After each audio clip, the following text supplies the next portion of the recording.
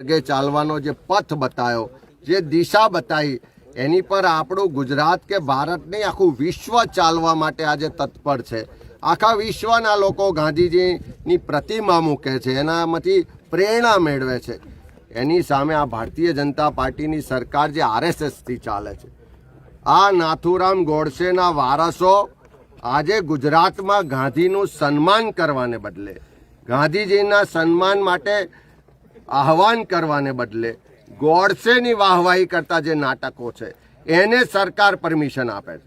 એ રાજકોટમાં કાર્યક્રમ થાય, ભાવનગરમાં થાય, જામનગરમાં થાય કે અમદાવાદમાં થાય, પરમિશન કોણ આપે છે?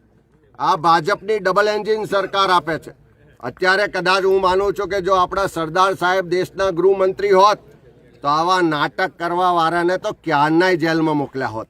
પણ નરેન્દ્ર મોદી વડાપ્રધાન છે, અમિત શાહ ગૃહમંત્રી છે, ડબલ એન્જિનની સરકાર છે, તેમ છતાં ગુજરાતમાં ઠેર ઠેર ગોડસેની વાહવાહી કરતા, ગોડસે ગાંધીજીને માર્યા એને સાચું ઠેરવવાનો પ્રયત્ન કરતા આરએસએસના જે ચમચાઓ નાટકો કરવા નીકળ્યા છે.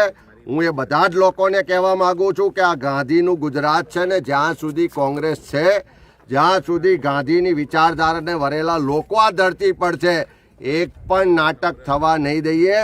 તોડફોડ થાય કે કોઈ પણ સંજોગો થાય, એક પણ નાટક નહીં યોજાય.